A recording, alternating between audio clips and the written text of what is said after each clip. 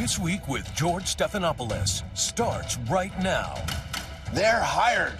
The president deserves to have a cabinet who is going to implement his agenda and serve his interests. After Matt Gaetz withdraws as Donald Trump's nominee for Attorney General, the president-elect quickly moves to name another loyalist, former Florida Attorney General Pam Bondi. President Trump has been out there fighting for us. And if he's out there fighting for us, we're going to fight for him. And a burst of Friday night announcements, including billionaire hedge fund manager Scott Bessent for Treasury Secretary. This is the Trump economy. This is the Trump stock market. More scrutiny of Pentagon nominee Pete Hegseth, accused of a 2017 sexual assault. The matter was fully investigated, and I was completely cleared, and that's where I'm going to leave it. I'm not going to prejudge him. It's a pretty concerning accusation. And Tulsi Gabbard nominated for Director of National Intelligence. She's become an apologist for Vladimir Putin. Frankly, I don't think that she could hold a security clearance. Will Republicans give Trump the cabinet he wants? We'll ask our guest this morning, Republican Senator Bill Hagerty of Tennessee, Minnesota Democratic Senator Amy Klobuchar, plus the roundtable, Donna Brazile, Reince Priebus, Christie, and Congresswoman Jasmine Crockett. From ABC News, it's This Week. Here now, Jonathan Karl. Good morning. Welcome to This Week. As we come on the air this morning, Donald Trump has chosen nearly all of his cabinet nominees and senior White House staff, making his picks at a record pace and bypassing the typical vetting process. No FBI background checks yet for any of them. When Matt Gaetz dropped out as the nominee for Attorney General, it took Trump just a matter of hours to name a replacement. He seems like a president-elect in a hurry, ready to make an impact as soon as he is sworn in. If his choices are confirmed, Trump may have one of the most ideologically diverse cabinets in decades, with former Democrats, including Bobby Kennedy and Tulsi Gabbard, filling some of his most important roles. Trump has announced jobs for a half-dozen billionaires, including the world's wealthiest man, Elon Musk, who will head up what he's calling the Department of Government Efficiency. It may not be a team of rivals, but you might call it a team of billionaires. It's also a team of loyalists. The choices are, almost all of them, people who have demonstrated personal loyalty to Trump. And at least 5 of the picks he has announced so far work on air for Fox News. In a moment, we'll speak with a Republican senator who has spent a lot of time with Trump at Mar-a-Lago since Election Day. And I'll talk to a leading Democrat in the Senate about the coming battle over confirming Trump's nominees. But first, I spent several days around Trump's Mar-a-Lago estate this week, checking in on a transition unlike any we have ever seen. This week, Donald Trump dispatched his vice president-elect to escort some of his most controversial nominees around the Senate. He learned there are limits to what Senate Republicans will go along with. Early in the week, a top Trump lieutenant told me Senate Republicans would have no choice but to get in line or see their political careers go down. There's votes coming, and if you are on the wrong side of the vote, you're buying yourself a primary, the Trump advisor told me. And there's a guy named Elon Musk who is going to finance it. The president gets to decide his cabinet, no one else. That's just the way it is. As it turns out, that's not how it is. After just 8 days as Trump's nominee for Attorney General, Matt Gaetz dropped out because more than 4 Republican senators privately made it clear they just wouldn't vote for him, making his confirmation effectively impossible. And now there's intense scrutiny on Trump's pick for Defense Secretary, Pete Hegseth, who was selected with almost no vetting. He previously faced allegations that he denies of sexual assault. Some senators say he, at the very least, should go through an FBI background check before any confirmation hearing. To replace Gaetz, Trump moved in lightning speed, naming Pam Bondi as his choice for Attorney General within hours of Gaetz dropping out. Bondi had not previously been under consideration. She had never even been interviewed for the job until the day Trump announced her as the nominee. But Bondi has experience, 8 years as Florida's Attorney General. She's also a vocal Trump supporter. She's campaigned for him, advised him, and served on his defense team during the first impeachment trial. They threw due process, fundamental fairness, and our Constitution out the window in the House proceedings. That's why we're here. If they are all confirmed, the top 3 officials at the Justice Department will all be people who worked for Trump as lawyers for his defense. And a 4th nominee, John Sauer for Solicitor General, is the lawyer who argued the immunity case for Trump before the Supreme Court.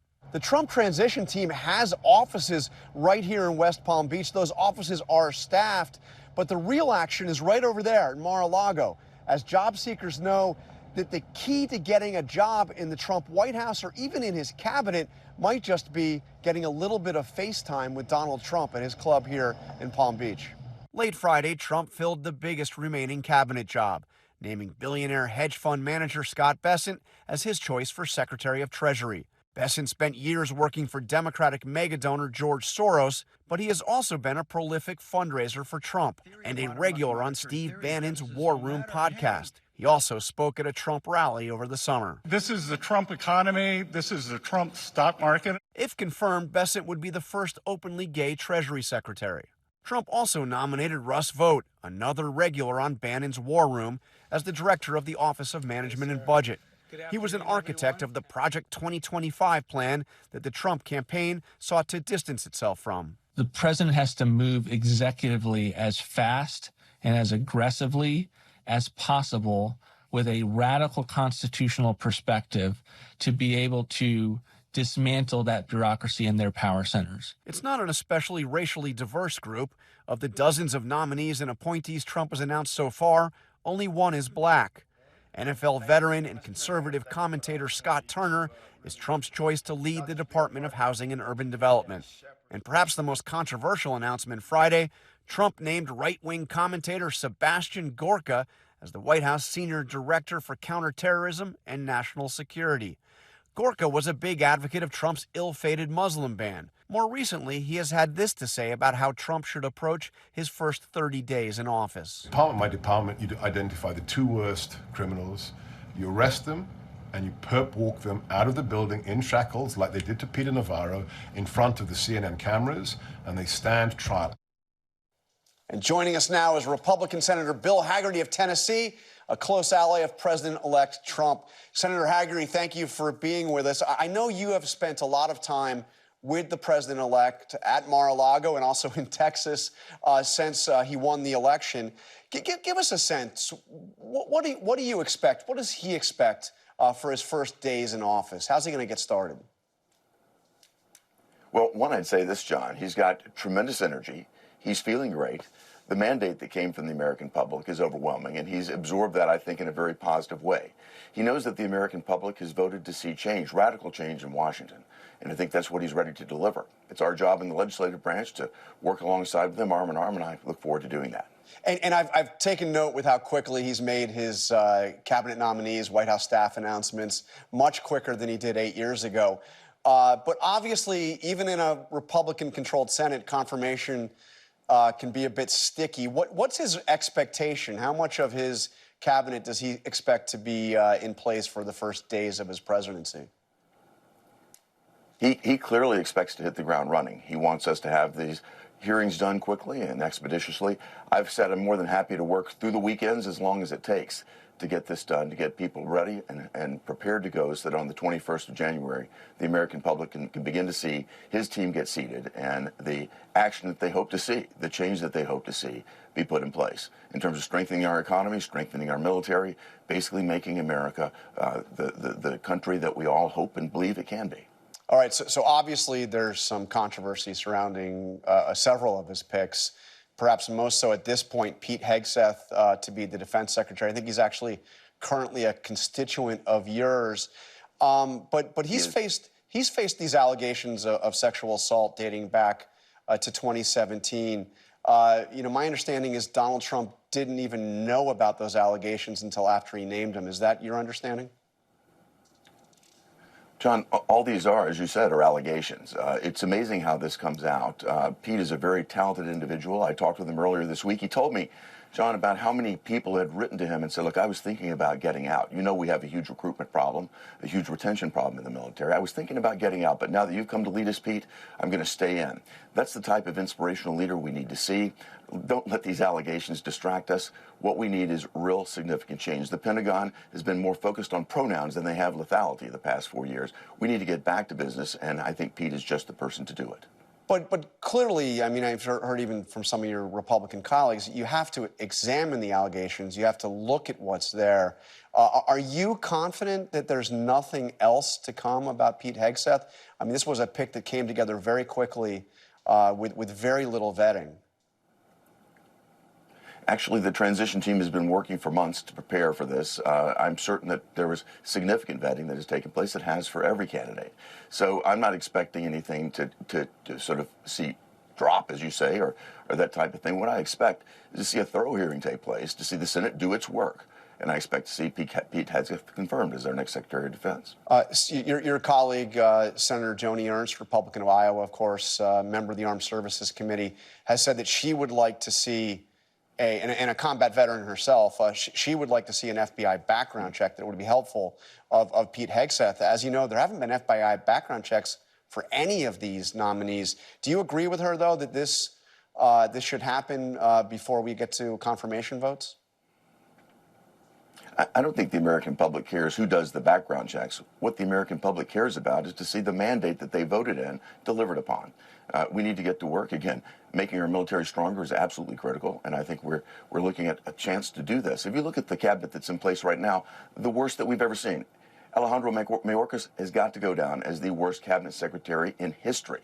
If you think about the failures on his watch, the failures of FEMA, if you think about what's happened at our southern border, the invasion that's happened there, the murder of Lake and Riley, the Secret Service failures, we have to get competent people into office. Lloyd Austin overseeing Afghanistan. What a debacle that was. No one has been held to account by the Biden administration. The American public is ready to hold these people to account now and replace them with a new team. So are you saying you don't care about FBI background checks? Should we just do away with them? That you can go ahead and not do this for? It's been standard practice, as you know, for a long time. But you're saying do away with it? Certainly, John. I've been through it myself. I've been through confirmation as well. They need to do these checks expeditiously. The FBI, I think the American public's got great concerns about how weaponized it's become. They need to get on with this. We'll get this done. I understand you've also had some concerns about Hegseth's view on women in combat. You know, he said pretty flatly, although there are some exceptions that he's outlined, but he doesn't like women in combat. You disagree with him on that, as I understand. Has he given you assurances that he won't try to change Pentagon policy on that? The policy is set by the President of the United States, not by the cabinet members. I may disagree with them. Look, I disagreed with Rahm Emanuel on many things, but I supported him to be our ambassador to Japan because that was what we needed to do at that point in time. I think Pete Hegseth will follow the lead of the commander-in-chief. That's what I fully expect. Okay, let me ask you about the big announcement that came Friday. Once again, Donald Trump moving very quickly. Gates drops out, and then boom, you have Pam Bondi announced as actually Thursday as the choice for Attorney General. You know, she's obviously qualified. She's been Attorney General for Florida for 8 years. She's also a lobbyist, and she's lobbied for the Qatari government. You called the Qatari government a, quote, Hamas benefactor. Are you concerned that you have as the Attorney General somebody that lobbied on behalf of somebody that you consider a Hamas benefactor? Well, I'm not familiar with Pam's background and her career beyond being Attorney General of Florida, which I understand she was a great Attorney General. I know Pam. I think she'll be outstanding in the job. I'll say this about the Qataris. They've now kicked Hamas out. This is the Trump effect taking place even before he takes office. So I certainly am pleased to see that occur, and I hope we see more of it. Okay, let me ask you about another one here. We've got Tulsi Gabbard to head up the intelligence agencies, DNI. She is somebody who has been harshly critical, not that long ago, of Donald Trump. In fact, while Trump was in office. So let me just go over some of the things that she has said. On the Iran nuclear deal, she said, quote, "It is unacceptable that Trump withdrew. The action that this Trump administration has taken in reneging and breaking our role in the Iran nuclear agreement when Iran is complying." She also said that President Trump's decision to take out Iranian General Qasem Soleimani is, quote, "an illegal and unconstitutional act of war," and that it further highlighted Trump's lack of experience and understanding on a basic level and a lack of foresight in national security and foreign policy. She has also, of course, blamed the United States and NATO for Russia's decision, illegal action to invade Ukraine. What's your feeling on Tulsi Gabbard to head D&I? Well, I certainly don't have to agree with her on every point either, John. Nor does these are some pretty big points, though. Do is Well, for example, on the Iran nuclear deal, we found out later Israel proved it. They were not complying. You can have bad information. What I think happens here, though, is there are consequences in President Trump's cabinet.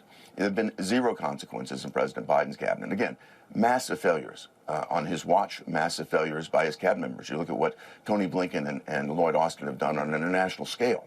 They've not been held to account. Again, the debacle in Afghanistan, probably the greatest embarrassment in our lifetimes. No one held to account. President Trump will fire people that don't do their job well. I fully expect everybody coming into the cabinet will listen to President Trump. They'll let him set the policy, and they'll execute according to that plan. And finally, the issue of recess appointments. Trump had suggested and wanted John Thune to agree to it. The idea that if he can't get confirmation on any of these, that he could bypass the Senate and do what's called recess appointments. Is that still on the table? Do you think that's still something that Trump is considering? It is and should be on the table, John. President Reagan's used it. President Clinton used it. George W. Bush used it. This is a constitutionally available tool. What we want to see is Democrats cooperate with us. But if the resistance movement gets as heavy as it was, I've been through the process myself of confirmation. I turned my paperwork in on the 21st of January. I didn't get through the process till July. So we need to see things move in a far more expeditious pattern. We need to see things move quickly. The American public has spoken in that regard, as I said in the beginning. President Trump is ready for action. We need to put a team in place around him, and he needs every tool at his disposal to do that.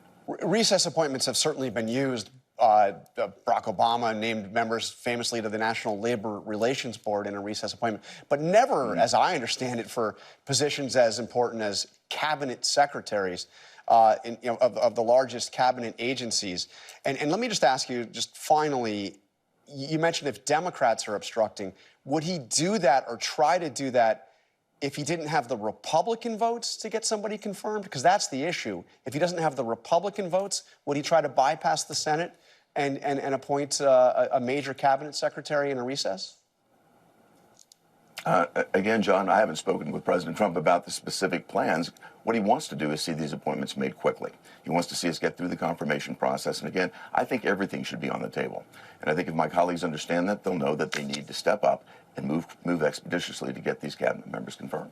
All right, Senator Bill Hagerty, thank you very much for joining us on this Sunday. Thank you. Very good to be with you today.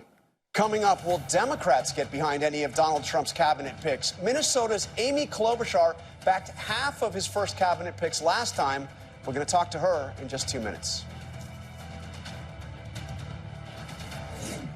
When Republicans take back the White House, and we will be back in there in 18 months or less, you know what's going to happen? The Department of Justice, the prosecutors will be prosecuted, the bad ones. The investigators will be investigated because the deep state, last term for President Trump, they were hiding in the shadows. But now they have a spotlight on them, and they can all be investigated, and the House needs to be cleaned out. That was Donald Trump's new nominee for Attorney General Pam Bondi just 15 months ago, promising retribution at the Justice Department. Here to discuss that and more is Democratic Senator Amy Klobuchar, coming to us from the Halifax Security Forum in Nova Scotia. Thank you, Senator, for joining us. Thank you very much, Jonathan. And it's good to be in Canada. I have not moved here. I want to make that clear. And we're really having a good discussion here, Democrats and Republicans, with foreign policy leaders about our strong support for Ukraine. So let me ask you about the discussions to come the confirmation. Let's start with Pam Bondi. Look, I know you had serious concerns about Trump's first choice, Matt Gaetz. I think you called him an absurd choice, among other things. What about Pam Bondi? What do you make of her? Right. Well, to make clear, to have Matt Gaetz, who was under investigation for sex trafficking, run a department of 115,000 law enforcement people, yeah, I thought it was absurd. Pam Bondi will have a hearing and will be able to make her views clear. I think the things that I look at is someone competent, and are they going to uphold the law? It is so important. It's the lead law enforcement officer for our country. And does it concern me that revenge would be part of her mission? Of course it does. I hope that's not the case. I hope that what she wants to do is uphold the Constitution, because that is a really important job, especially the Attorney General job in our country's law enforcement and in our country's justice system. You're on the Judiciary Committee, so you'll be part of those confirmation hearings. Do you expect to meet with her beforehand, one-on-one? Of course I do, and that has always been the case during Democratic or Republican presidents. Our job is to look at the FBI background check, and is to ask them questions to make sure they're fulfilling the mission of the department. In this case, I am concerned with all these nominees, and I'm not singling her out, if we do not have an agreement for FBI background checks. As far as I know, the Transition Committee has not made that agreement yet. This has been something that's going on back to Eisenhower's days. And when you look at some of the nominees and some of the issues with them, not all of them, but when you look at it, you have to be able to find out what went on. We require these background checks of line DEA agents, drug enforcement agents. We require it of first-time prosecutors for the federal government.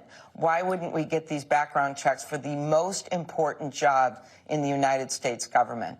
I mean, even junior officials at the White House historically have had FBI background checks. I want to get to more of that in a second, but first... I was noticing that when Senator Hagerty talked about getting his papers in, that's part of getting your papers in. So if they keep delaying on these background checks, we will have a delay in getting these cabinet officials in, and I don't want to have a delay. I want to have the hearings. I want to make a decision on each one of them on the merits, as I've done in the past, and I can't do that without the background checks. So to be clear, you don't think there should be hearings until the background checks are completed? Sometimes it is an ongoing process, and you could do it at the same time, but we just need the background checks. We need the hearings. And remember, part of what Senator Hagerty was talking about, and others have talked about, is not even having a hearing at all.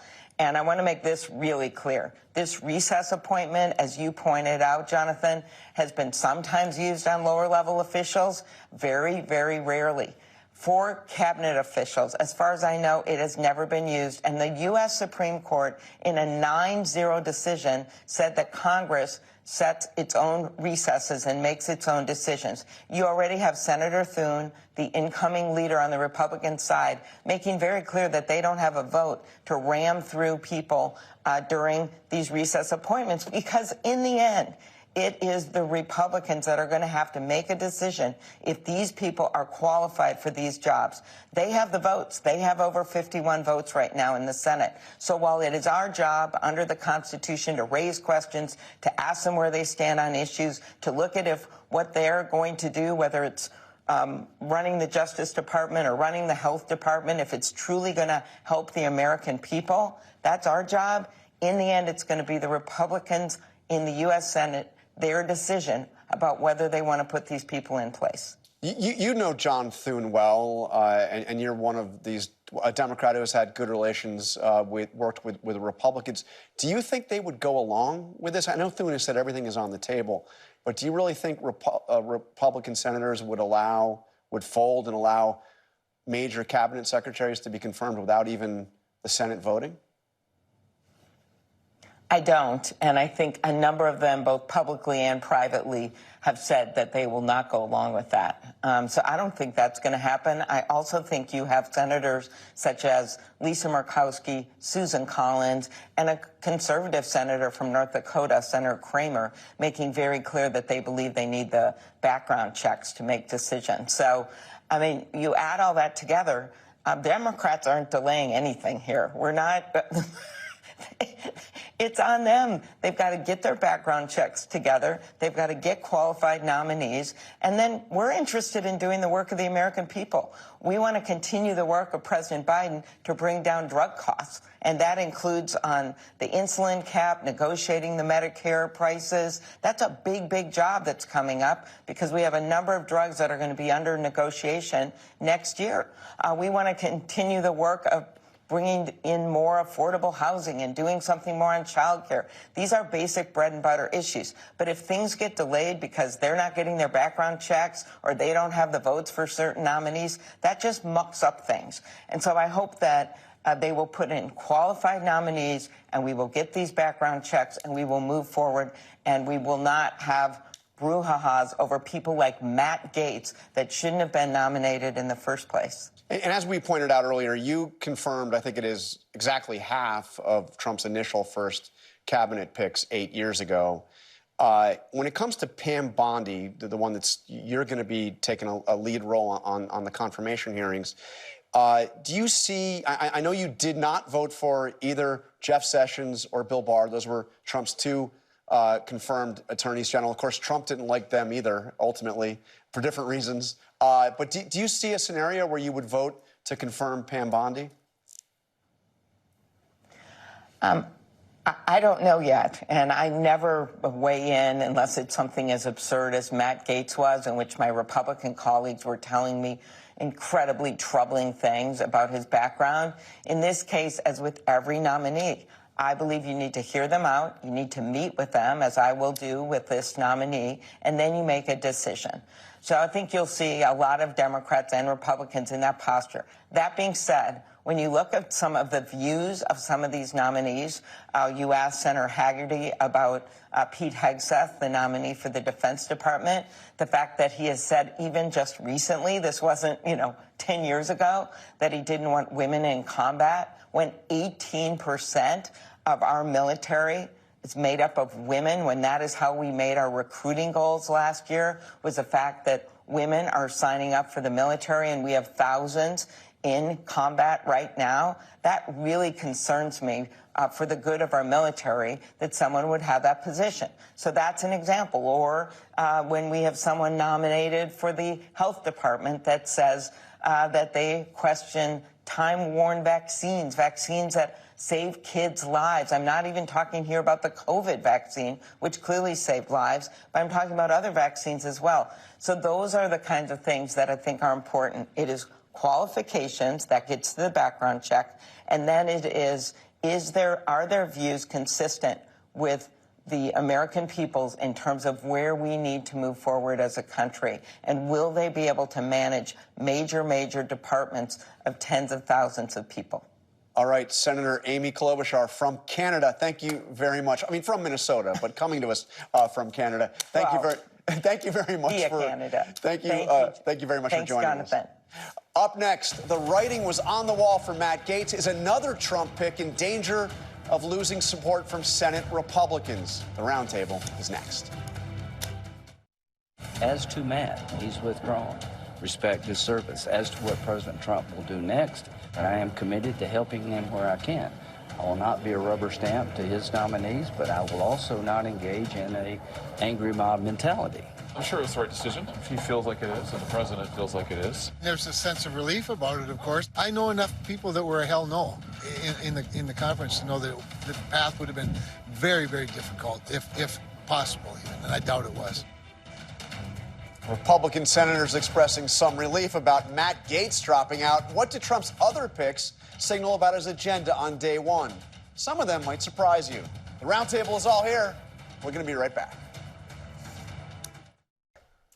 Welcome back. Let's bring in the roundtable. We have former DNC chair Donna Brazile, former New Jersey Governor Chris Christie, Democratic Congresswoman Jasmine Crockett of Texas, and former Trump White House Chief of Staff Reince Priebus. All right, thank you all for being here. Okay, you were, for a time, the head of the transition for Donald Trump 8 years ago. Yep. And you were, even after you moved on from that job, you were still very involved. How does it compare to what's going on now? It's really different because, you know, think about what happened in 2016.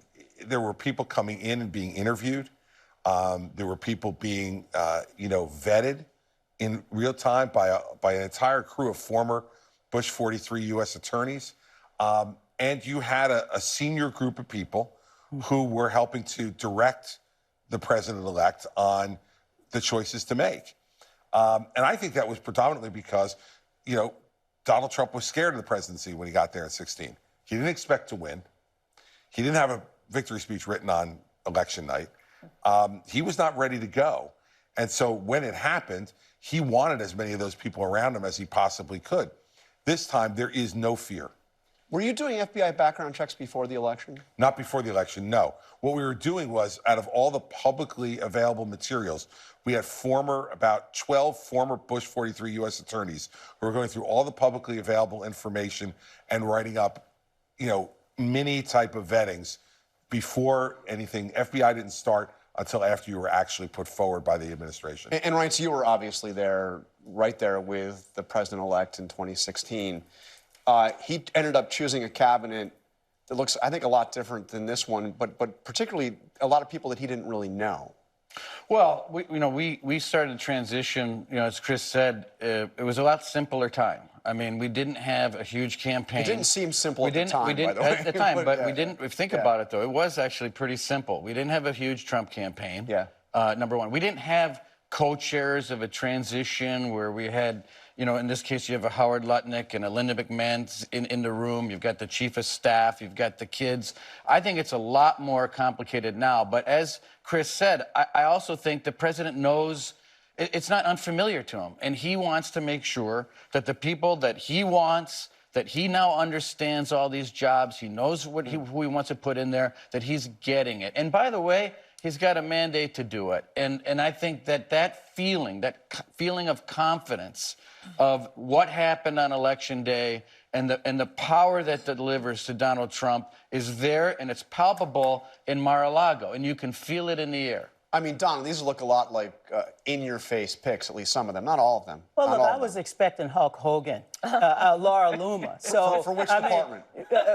Department of Defense and Laura Loomer for Secretary of Education. I'm not surprised by his selection, and that's what he believes and that's what he thinks. But what I am shocked is this notion that these positions do not require an appropriate security background check. Look, I've been appointed by 2 presidents for the same position, and I went through a thorough background check. But they will go through a background check. By the FBI? Right, or some yes. private And now, screening? because it's been done in record time, now the president and his team, it's going to happen right now. Well, and they're going to have 2 months to do it. But he has not signed. He has not signed. FBI. He has not signed the agreements yet that need to be done. Well, I know you're saying that, Reince, but he's got to do it.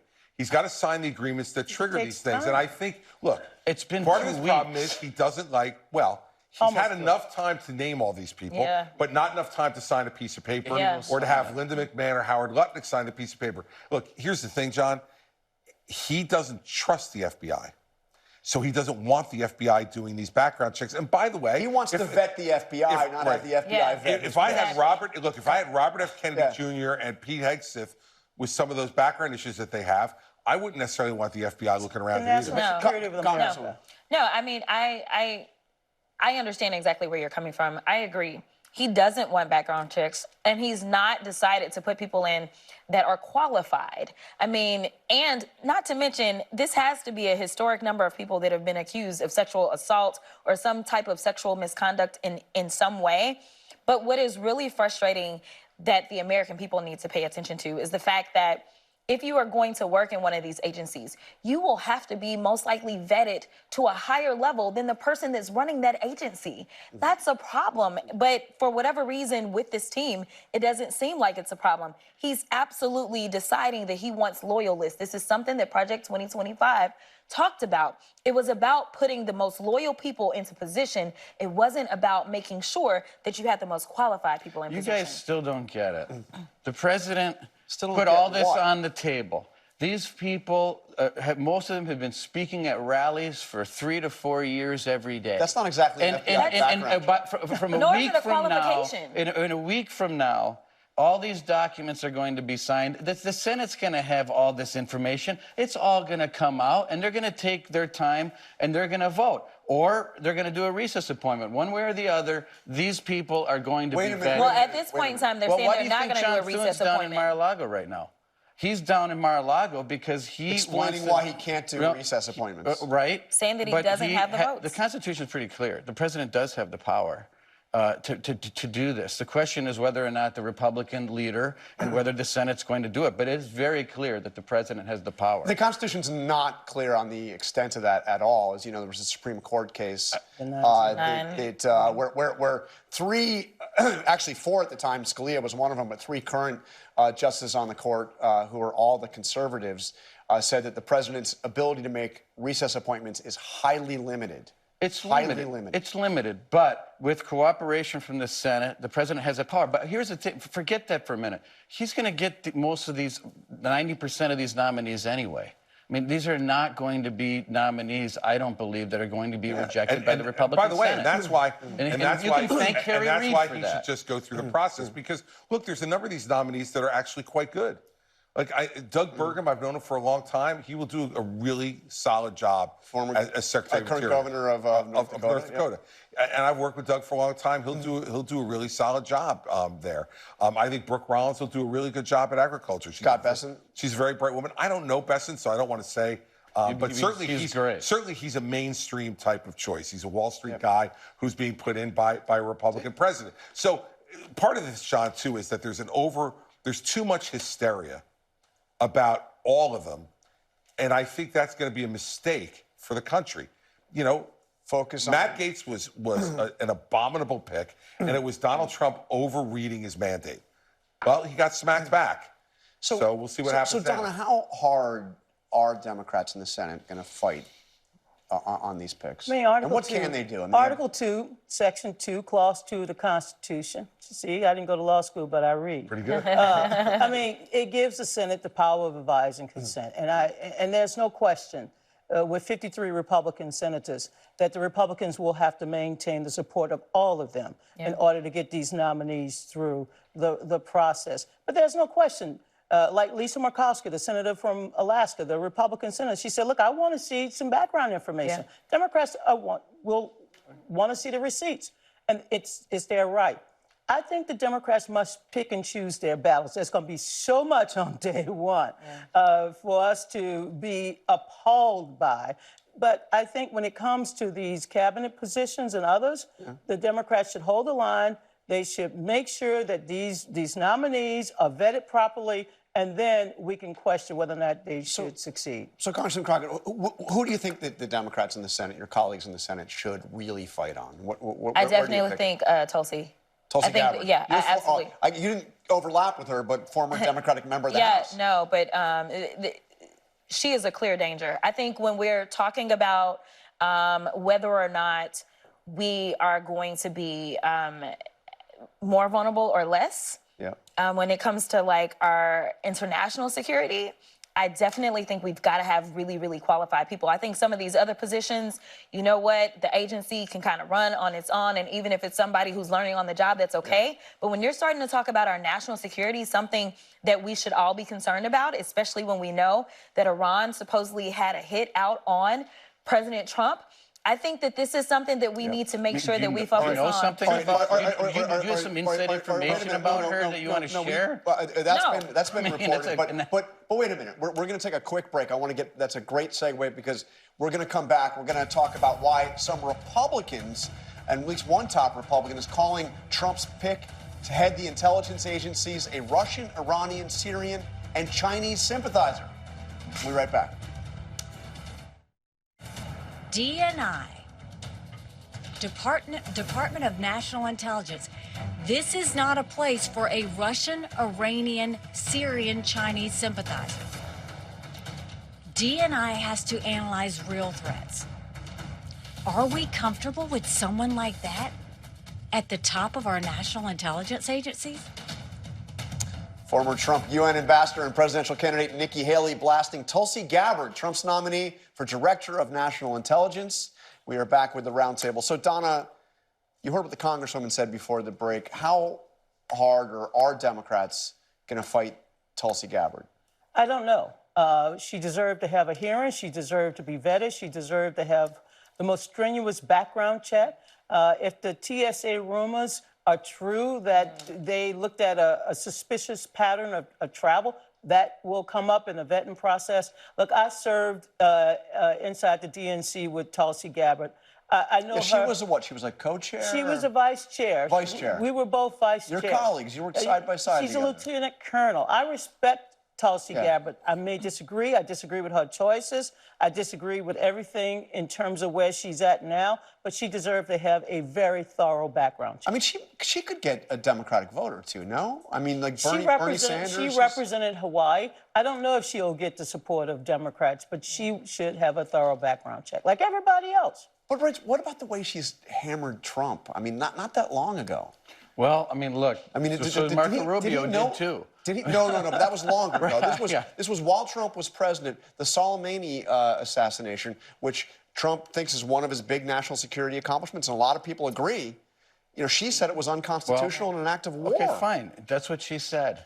But today she's saying something different, and she's resolved those different. She's resolved those different. Well, we're going to find out. Yeah. But one thing I would highly would suspect is that you wouldn't rise to a rank of an 05 lieutenant colonel if our intelligence agencies thought that somehow she was some kind of Russian asset, which if people are going to level those charges, they better be darn sure that they're accurate.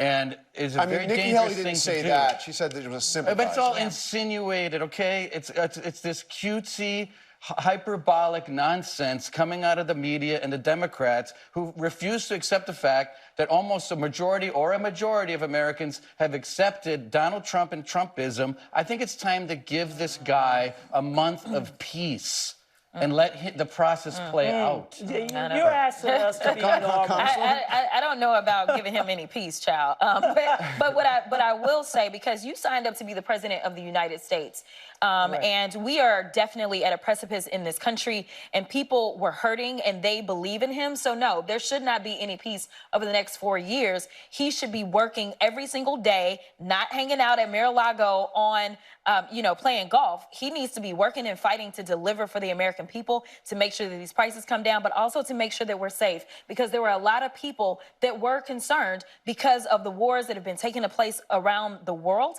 And he is the guy that said on day one, I will stop this war. I will stop that war. Now, I don't know what magic wand he has hanging out in his back pocket that's going to allow him to do that. But as of right now, when we look at literally the level of competence when it comes to picking people that are competent for these positions, there are a lot of questions to be had about this. So at the end of the day, yes, we will respect what the voters decided, and the voters did vote him in. We will not sit there and we won't try Wait, hang on. I got to respond to this.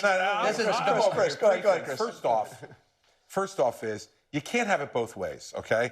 You can't criticize Trump and say all I have is people who are blindly loyal to him. And then when you actually appoint somebody who has been critical of him, then say, well, that's bad too. You can't have it both. Like, he's appointed someone like Tulsi Gabbard and like Marco Rubio. I mean, as I said, it's the most ideologically diverse cabinet we've seen in a long time. Who have been very critical of him. You have to give him credit for that. He's willing to look past that. That's a good thing. Second, Democrats need to pick, I think, one. They've got 3 people, I think, that are questionable nominees. Robert F. Kennedy Jr., Tulsi Gabbard, and Pete Hegseth. You got to pick one. Because if you go after all 3 of them, you're going to probably go 0 for 3. Right. Pick one that you think has the most problems, that are verifiable, and then do that. And lastly, I'd say as to what Reince said about giving him some peace. I have no problem with that, but you got to give peace to get it. And I think what the president needs to show is to show that he's not going to be on the attack constantly against everybody, that he should bring some Democrats in, start to talk to them about the things where they agree, because there are places where they agree. Look, he and Bernie Sanders agree on a lot of things. So I'm all for having some peace, because I think we're all tired of all of the other stuff. Amen. But you got to give peace to get it, and he needs to give We're talking about the hyperbolic nonsense. We only have a couple minutes left. I want to ask about one other pick that is also very interesting for the reasons you just decided. This is his pick to be the Secretary of Labor. Lori Chavez-DeRemer, outgoing member of Congress in the House, Republican. And this is what the Wall Street Journal had to say about her. Trump's labor choice, unions over workers. And they write, some Republicans think enhancing union power will help Republicans win more elections. Then why did Ms. Chavez-DeRemer lose her re-election? The reality is the pro-labor agenda espoused by union honchos isn't all that popular with working-class voters. Putting Ms. Chavez-DeRemer in charge of labor will make labor bosses, not workers, more powerful. Again, I read that because that is a conservative editorial board that is hotly contesting one of Trump's major cabinet picks. You know, we're side by side on the same committee. Yeah, I will say that she's one of the few Republicans that actually signed the PRO Act. And so this is somebody that the Republican or that the Teamsters for sure wanted to make sure that they elevated. But she is a Republican through and through.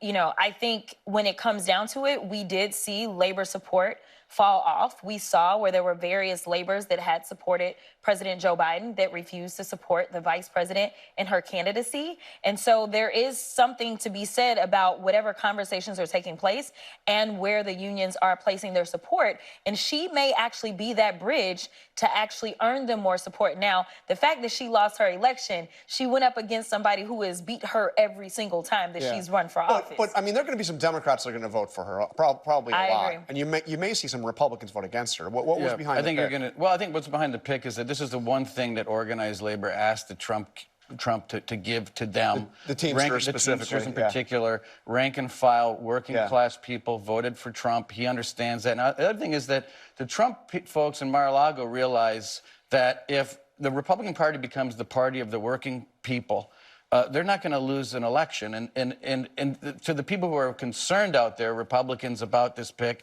you still have Ora who regulates, oversees all the regulations, OMB, NEC, the National Economic Council, all the committees. It's going to be very difficult for her to do the things that some of these Republicans are afraid of. So let me just say this. You have 5 seconds.